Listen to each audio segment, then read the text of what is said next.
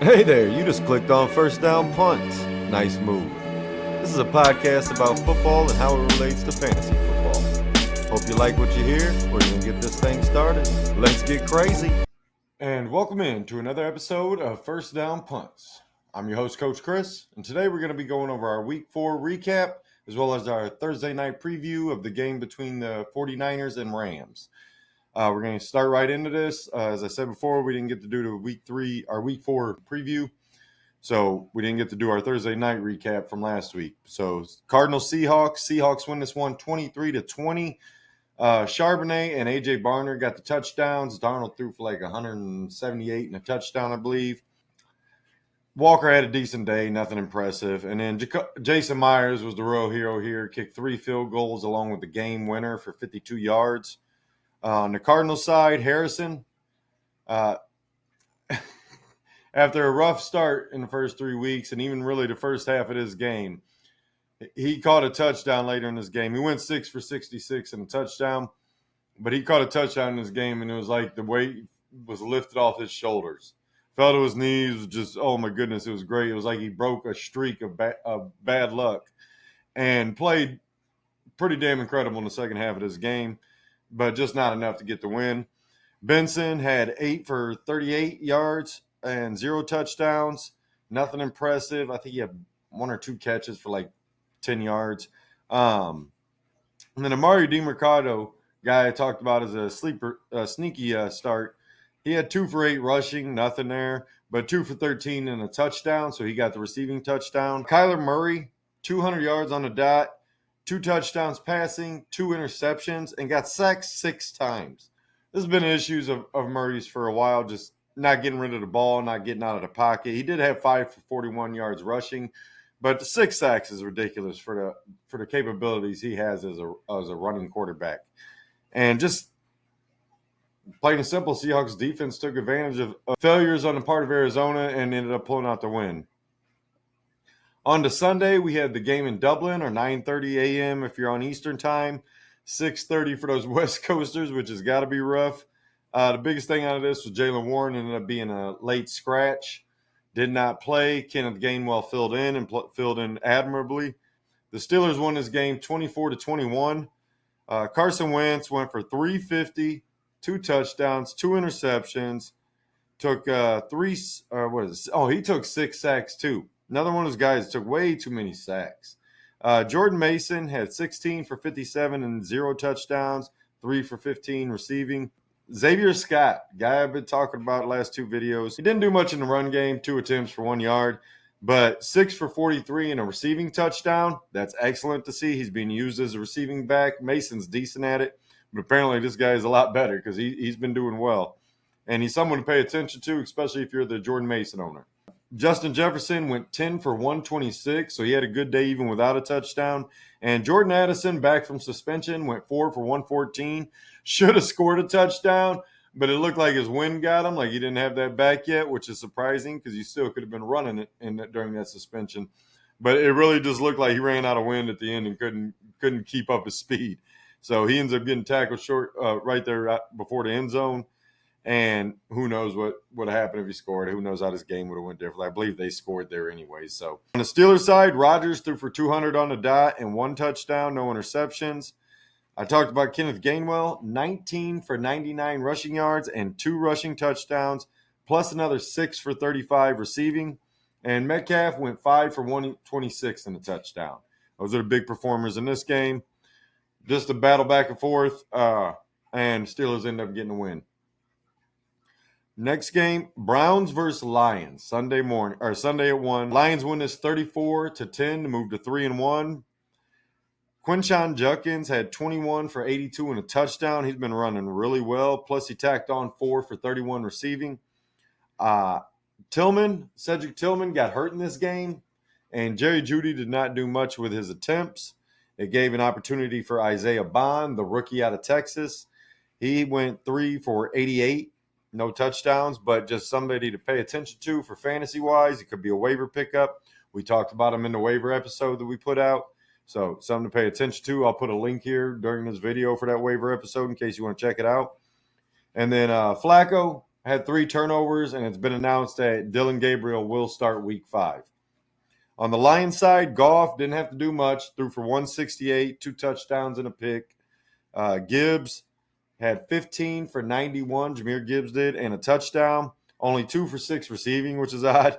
And then Montgomery, not a good day for him. 9 for 12, no touchdown. So almost a yard a carry, basically. Just couldn't get anything going. They were calling a lot of dives type plays with him up the gut. And give the Browns credit, man. I mean, they got a really good defensive line, kind of stuffed him. Gibbs got a little loose on the outside, so one of those days. And then on receiving, as far as the Lions receivers go, Amon-Ra, another 2 touchdowns, 7 for 72 and 2. And Khalif Raymond had a punt return touchdown. Other than that, nobody really did anything in the receiving game. Like I said, Goff only threw for 168 yards. And like I said, the big news out of this is Gabriel will start week 5. On to the next game, Chargers versus the Giants. Surprise win by the Giants, 21-18. Chargers were 3-0 coming into this game and lose their first. Giants were 0-3 and get their first win. Big news about this, Jackson Dart era began, and he gets a win. He had 111 passing and 1 touchdown, 0 interceptions. On the ground, though, he had 10 for 54 and a touchdown. So total, 165 and 2 touchdowns, no interceptions. Cam Scatterboo, 25 attempts for 79 yards, so way under 4 yards there, about right around 3 yards a carry. And Devin Singletary actually got involved a little bit like I expected, which was 7 for 28. Then he had some return yards as well. That's why I say he could be a sneaky player if your leagues get return yards.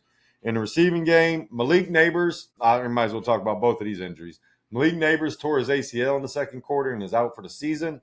And on the Chargers side, Joe Alt has a high ankle sprain. He left his game on a cart. I'm expecting him to be out about 3 to 4 weeks probably. And it affected the game, needless to say. Both of these players leaving affected the game, mainly because that pass rush was able to get to Herbert a little bit more. Not so much as I think he only got sacked twice, but just the pressure, the inability to get anything really consistent going because of that. It was a little bit harder on the Chargers. They were down big in this game and then kind of made a comeback. But Giants held on to win. Needless to say, Darius Slayton is a waiver ad. Wan'Dale Robinson is a waiver ad. Slayton had 3 for 44 in this game, but he didn't play the full game like as a starter yet. And then Theo Johnson, the tight end, he had 3 catches for 17 yards and a touchdown. On the Chargers side, Justin Herbert threw for 203, 1 touchdown, but 2 interceptions. That's why I was talking about the pressure. He had 24 rush yards in this game, which is below what he's been averaging over the first 3 weeks. The pass rush and just in the rush in general, when you lose your offensive lineman, a Pro Bowl offensive lineman after you've already lost Slater at the end of the preseason or first game of the season, I forget. It's not going to be easy after that. So Amarian Hampton, though, exploded in this game. First game as a full-time starter, 12 for 128 and a touchdown to go with 5 for 37 receiving. And just looked really damn good out there. That's all there is to it. He's a trade-for candidate, like I said. And if you can get him, great. Quentin Johnston continues his pace of success, 8 for 98 and a touchdown. He was really the only receiver. Allen had 5 for 57. Just nobody else really did anything. Ladd McConkey continues to struggle. Again, I didn't expect it to be this bad, but I definitely would have never drafted him as a number 1 receiver either. So just something to think about. He's a trade for candidate because I expect him to have a better season as the season progresses. But I'm as shocked as you guys are about how he's being used, I guess, how he's not being used, I guess is the way to say it. But all the same, just something to pay attention to when you're watching these Chargers games, especially with the loss of Joe Alt now for a few weeks. They already missed a Slater, like I said, banged up. We're going to see how that affects the Chargers going forward. Titans and Texans. Texans shut out the Titans after struggling with the Jags the week before, 26-0. Cam Ward in this game only threw for 108 yards, 0 touchdowns, 1 pick. Tony Pollard, 14 for 64, 3 for 12 receiving. That's really all there is to talk about. Calvin really didn't do much. Alec Aomaner had a few catches, but this was a defensive shutout. As you can see, it's 26-0 by the Texas defense. Titans couldn't get anything going. Tajay Spears does come back possibly for the Titans this week, so that could possibly help them. And coach said Gunnar Helm, the backup tight end, is probably going to be on the field a little bit more. He's a hell of a receiving option. They need to be using him, like I said, in that Colston Loveland role, put him in the slot, keep Chigakonkwo in line, and just use him as another receiver. But all the same, they did not get much done in this game, so there's not much to talk about on Tennessee's side. For the Texans, Stroud finally had a good game that made you feel good. Threw for 233, 2 touchdowns, 0 interceptions. Big surprise, maybe a surprise for you, maybe not. I talked about it last week. Nick Chubb, 13 for 47 and 0 touchdowns. And Woody Marks, the rookie, had 17 carries for 69 yards, a touchdown, along with 4 catches for 50 yards and a touchdown. He is in the process of overtaking Chubb, and this was the first week he's had more than carries after not really being involved the first 2 weeks. Week 3 he came out, had some touches, looked really good. I expected him to get more attempts, and it's a takeover. So if you can still trade Chubb, do it now. On the receiving side, Nico Collins, 4 for 79, nothing special. Dalton Schultz, 5 for 30, decent day for a tight end. And Jaden Higgins, the rookie, caught I think it was 24-yard touchdown, but that was his only catch of the day. So hopefully he gets more involved going forward. Christian Kirk, Jalen Noel, not really involved enough to be talking about. Next game, Commanders versus Falcons. Falcons, after getting shut out 30-0 by the Panthers, come back and win this game 34-27. Mariota made a second start with Jaden Daniels still out. McLaurin was out. So obviously the Commanders got a little bit of an excuse of what's going on. But the Falcons look good, played much better than they have the first few games, and made you feel a lot better about fantasy for that much. Mariota in this game went through for 156, 2 touchdowns, and 1 interception. Had 20 rush yards, but I think he had a long of 20, so maybe he didn't get any yards on the next carry. Maybe it was like 19 and 1 or something like that. But all the same, only 20 rush yards. Bill McCroskey, or I call him McCroskey. Ja'Cory Crosky Merritt, a.k.a. Bill, ran 7 for 47 and 0 touchdowns. Chris Rodriguez, 7 for 59 and 0 touchdowns. Bill had a couple catches, and Rodriguez didn't have any.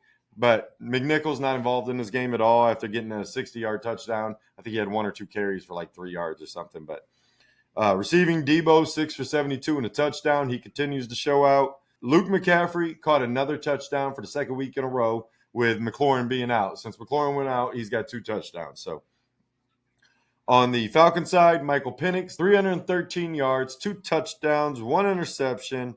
Bijan Robinson, 17 for 75 and a touchdown. Algier, 16 for 51 and a touchdown. Drake London, 8 for 110 and a touchdown. Had a great day. Bijan Robinson had 4 for 106 receiving. I forgot to mention that. And Kyle Pitts had 5 for 70 and a touchdown. So those high-profile players on Atlanta finally showed out this week.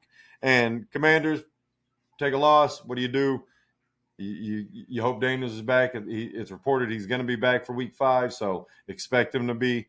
But McLaurin's still up in the air, and Zach Ertz, they're going to need him to do a little more. They're going to need some of these other guys to do a little bit more if they want to get back in that winning category.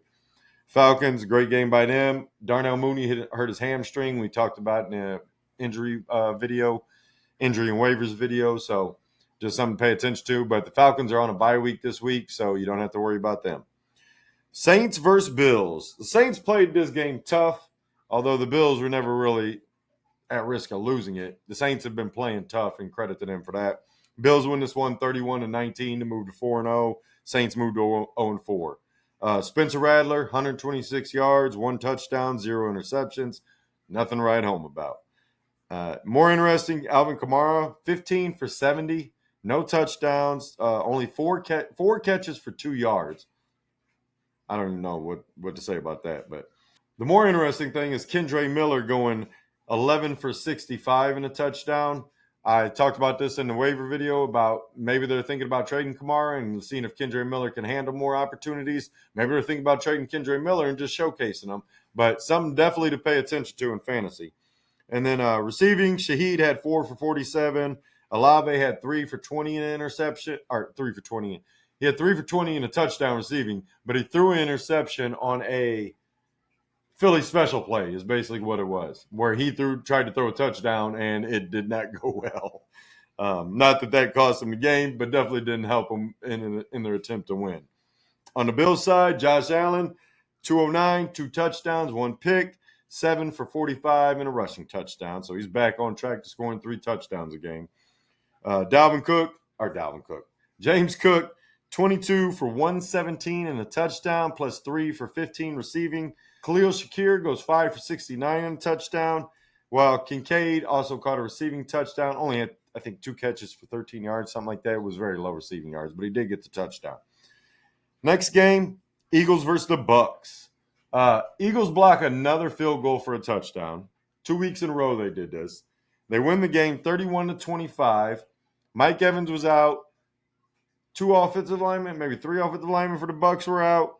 And Bucky, although he played the game, the whole game for the most part, he is headed for an MRI, and his status for Week 5 is in question. That's Bucky Irving.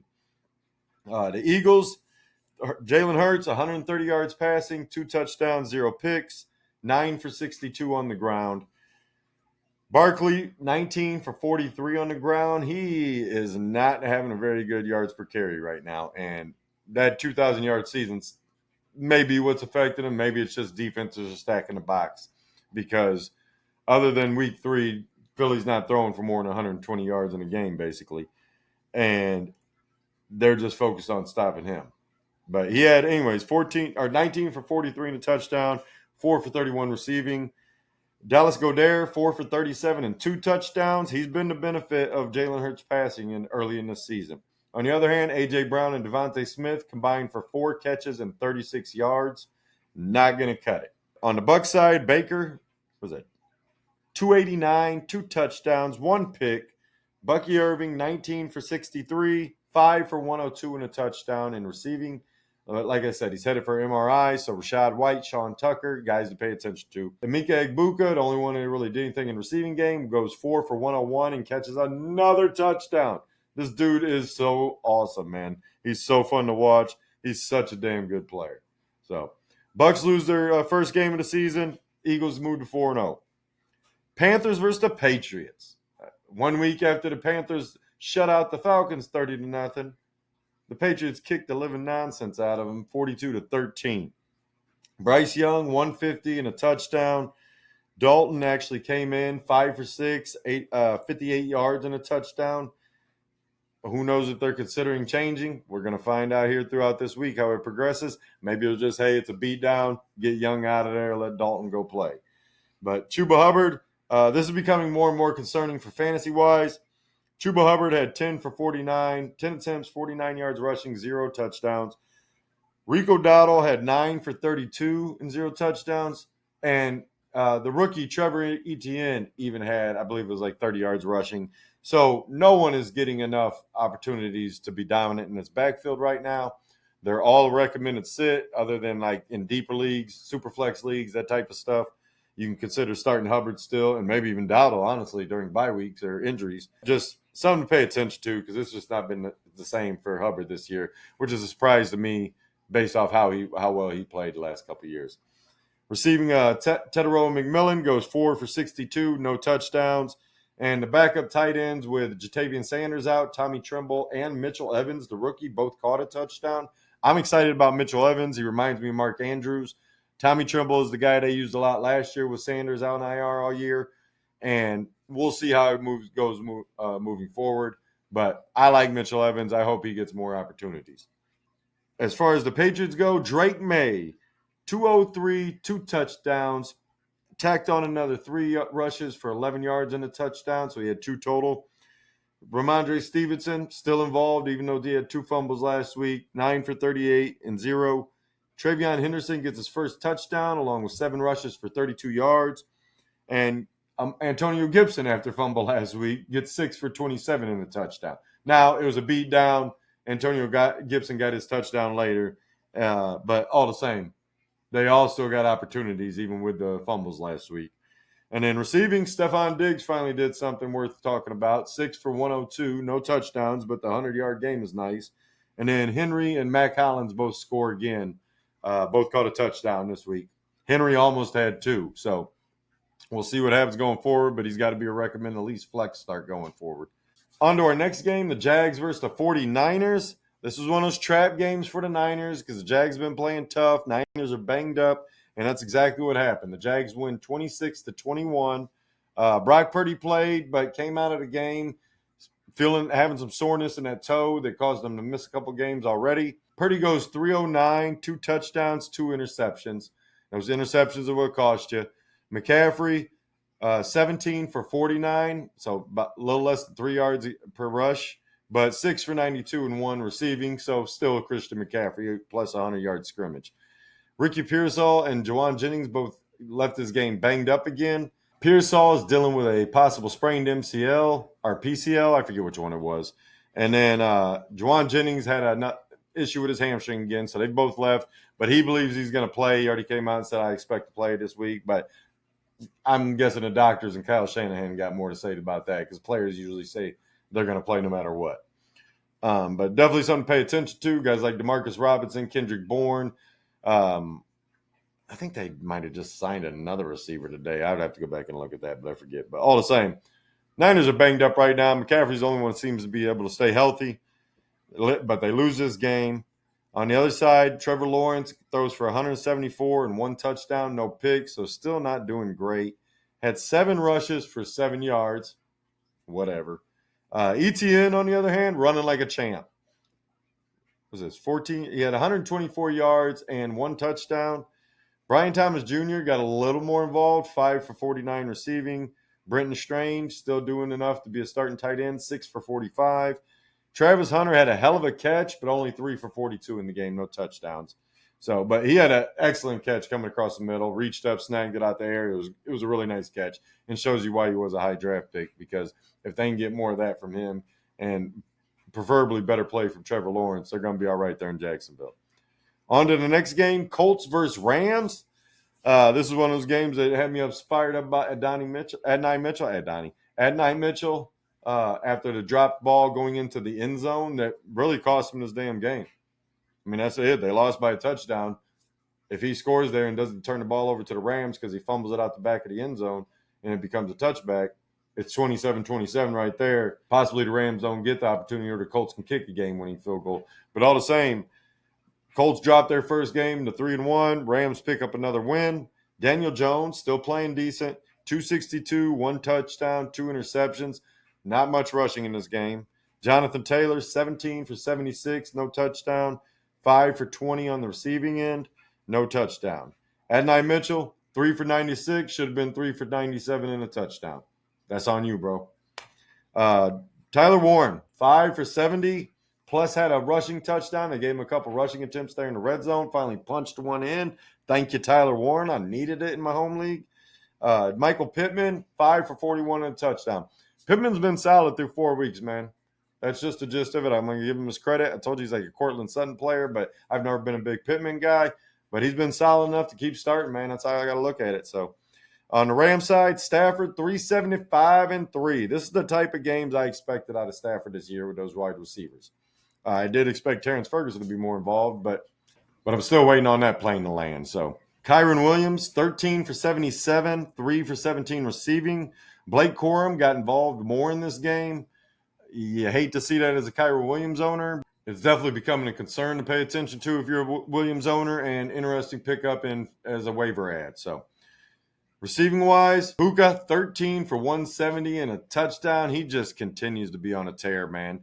I was wrong. I should have had him ranked higher, I guess, because he has been incredible this season so far. Besides Puka's big day, Devontae Adams, 4 for 56 and a touchdown. And then Tutu Atwell, with the only catch he had of the day, was the game winner, 1 for 88 and a touchdown. Excellent. Just drop back, seeing Tutu Atwell going on a deep cross and hit him. And it was just in stride, blown coverage. The Colts only had 10 players on the field. So you want to talk about mental errors costing you games. Adonai Mitchell dropping the ball at the goal line, and the Colts only had 10 players on the field on Tutu Atwell's game-winning touchdown. So that's going to cost you a game anytime you do it. Anytime you give up mistakes like that, it's going to cost you, man. You can't do that in the NFL. That's all there is to it. Next game, Ravens versus the Chiefs. Expected this to be a really good game. Did not turn out that way. Turned into a kind of a beatdown by the Chiefs. 37-20, they beat the Ravens. The Ravens lost 3 more starters on defense in this game, as well as Lamar Jackson, who left with a hamstring earlier in the fourth. Cooper Rush ended up having to finish the game. Lamar has already been ruled out for week 5, basically. They said he's not going to play and could possibly be out 2 to 3 weeks. We will find out more as the week comes on. Once they give us a little more details, got a little more information, whatever it is.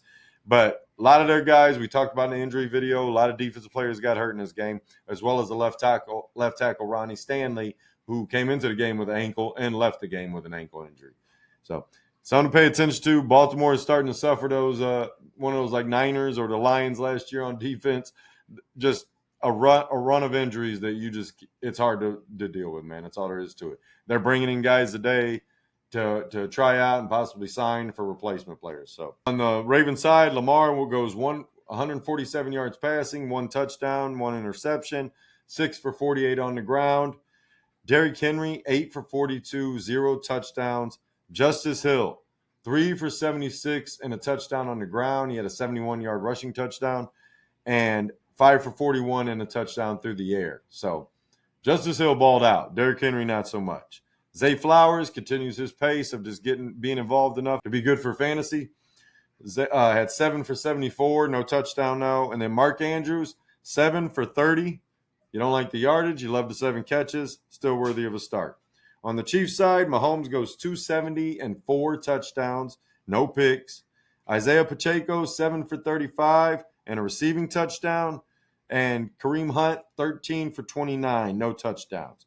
Xavier Worthy came back this game, had 5 for 83 receiving, but also had 2 for 38 rushing, which will always help your fantasy stats. No touchdown, but it was good to see him back, good to see him involved instead of being on a pitch count or anything, and can feel comfortable starting him going forward. Travis Kelce, 5 for 48, another decent day for a tight end. And then Brown, Hollywood Brown, Juju Smith-Schuster, and Tyquan Thornton all scored a touchdown in this game. Those were 3 of the 4 receiving touchdowns there from Patrick Mahomes. So, next game, Bears versus Raiders. Bears win this one 25-24. Geno, another 3 interception game. Had 117 passing, 2 touchdowns, 3 interceptions, 4 for 31 rushing on the ground. Ashton Jeanty, thank you, Las Vegas. Chip Kelly, all you guys finally giving Ashton Jeanty the opportunities he deserves. Goes 21 for 138 yards and a touchdown with another 2 catches for 17 yards and 2 touchdowns. Guy scored 3 touchdowns in week 4. What have y'all been waiting on? Mostert also got involved, 4 for 62 rushing. That's a nice little stat line. Brock Bowers, still not doing enough, just a decent day, 5 for 46, no touchdowns. Jacoby Myers, 4 for 30, no touchdowns. Nobody else really did anything. Sunday night game, Packers-Cowboys. Nothing like a primetime game that ends in an overtime tie. What the man? Come on, Packers-Cowboys. 40-40, ends in a tie like some fools. We got to start having kickoffs or doing the college stuff. I don't really care what we do, man, but let's get rid of ties altogether. I know everybody's saying this. I fully agree. Get rid of ties. They're ridiculous. Let's get a win or a loss. That's all there is to it. Jordan Love in this game, 337 and 3 with another 3 rushes for 28 yards. Josh Jacobs, 22 rushes, 86 yards, 2 touchdowns, and 4 for 71 receiving, which is always shocking. Needless to say, he had that many receiving yards. And Emmanuel Wilson got involved, 8 for 44 and on the ground, 3 for 37 through the air. Romeo Doubs broke out. I told you starting him. 6 for 50, or was it 6? Yeah. 6 for 58 and 3 touchdowns. Matthew Golden, 5 for 58, no touchdowns, but good to see he's getting a little more involved. And then Tucker Kraft, just a regular day, 5 for 56, no touchdowns. On the Cowboys side, Dak goes for 319 and 3 touchdowns, 0 interceptions, and had a rushing touchdown, so 4 total.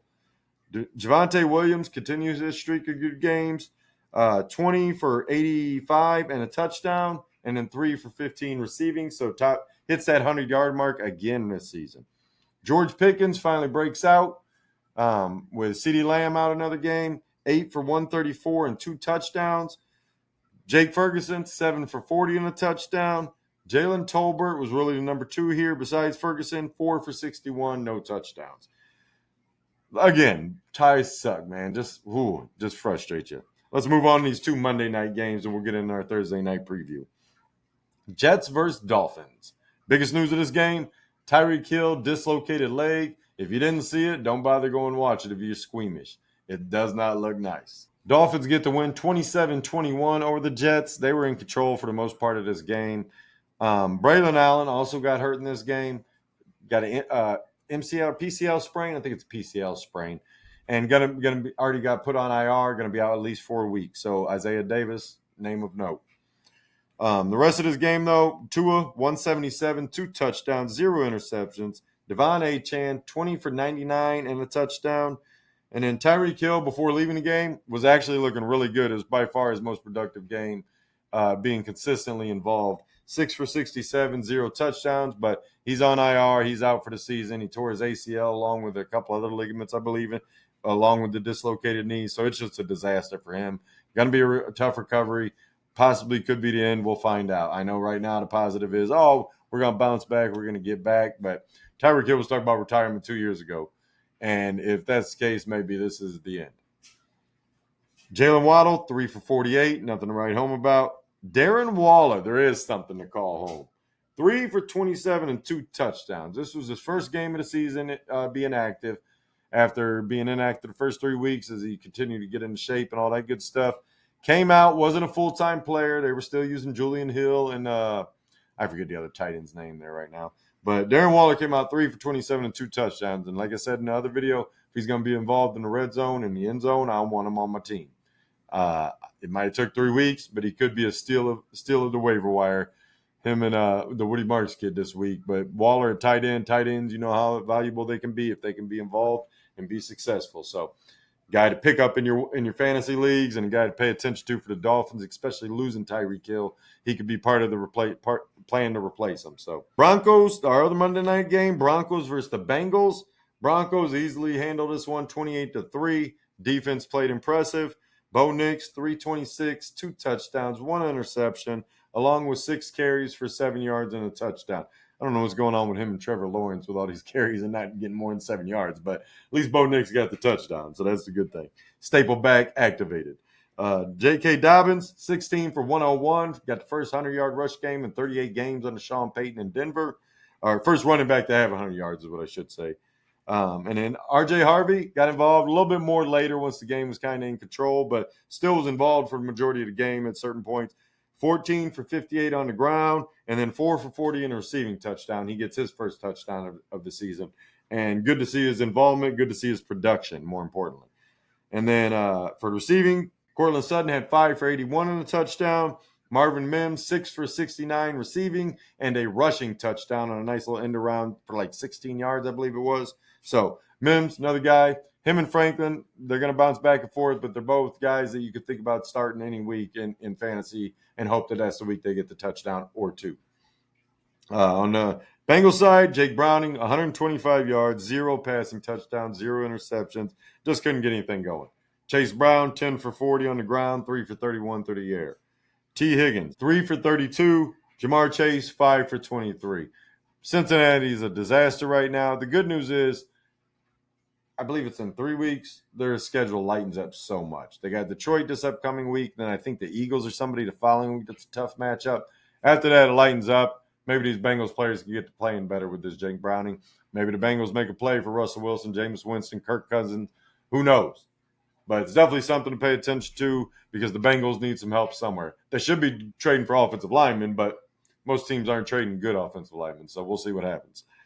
Just another thing to think about, like I said. But going into week 5. In week 5, we have the Falcons, Packers, Bears, and Steelers on bye week. First bye weeks of the season. 4 teams on bye, so we will have only 12 games this week. Find replacements for your players. That's what I can tell you because they are not playing for you this week. As far as our Thursday night preview for week 5, like I said, the Rams and 49ers starts for this game. Christian McCaffrey, obviously, he's the only Niner I can recommend starting, mainly because he's the only Niner that's healthy right now. But on the other side, start Matt Stafford, Puka Nacua, Devontae Adams, Kyron Williams, Cardi, the kicker, and the Rams defense. I'm starting all of them with confidence. Flex, Purdy or Mac Jones, whichever one plays, you could probably still flex them in there, but I would really like to see one of Pearsall or Jennings playing. Make me feel a little bit better. If not, these are low-end flex, number 2 quarterbacks, just because we got teams on buying stuff. I got to start them. So, but the kicker, Eddie Pinheiro, he should be fine. Getting a few opportunities here and there just because of McCaffrey's capabilities to get first downs and get him in position. Ricky Pearsall, if he plays, I'm fine starting him as a flex player, not as a full-time starter, but I get it. Bye weeks have started. Injuries are happening. Tyreek Hill and Malik Neighbors just went out for the season. There's people that need replaced. And then Blake Corum, I think if the Rams get up in this game, even if they don't get up, Corum's going to be involved. But if they get up, Corum could be much more involved and be worthy of a flex start. Sits, Juwan Jennings, he's dealing with a hamstring. I don't want to start him. I don't want to take the chance of him leaving the game after 3 plays. Kendrick Bourne, not worthy of a start to me yet. Jake Tonjes, although caught the touchdown for another his second of the season. Luke Farrell caught it the week before. You just don't know who's going to get it. And Luke Farrell, I'm not starting him either. Brian Robinson, no thanks this week. San Francisco defense, not to get that Rams offense with the way they've been playing, just not being able to stop good offenses. Mediocre offenses, no problem. This is one of the toughest games on their schedule, so I'm just going to go ahead and sit San Fran's defense if I can. Tutu Atwell, although he had a big play last week, he only had 1 catch. Tyler Higbee, Davis Allen, don't want to start either of them because they're just splitting time still. My sneaky start for this game, Demarcus Robinson. Came off a suspension after last week, had a few catches last week in week 4, and could be the guy that is the number 1 receiver there this week. It's him or Kendrick Bourne, but I would rather take the chance on a more athletic player than Demarcus Robinson and see what you can get out of him if you're looking for a wild card, lightning in a bottle type player. Demarcus Robinson's your guy. Other than that, we'll wait till Thursday Night Football, and then I'm going to end up getting my preview video out for the rest of the week, 4 games, probably on Friday or Saturday, hopefully Friday, but we'll see how this work week goes and everything else. So I hope you guys have a good afternoon, good evening, good morning. Till next time, I'm out. First up, Punts!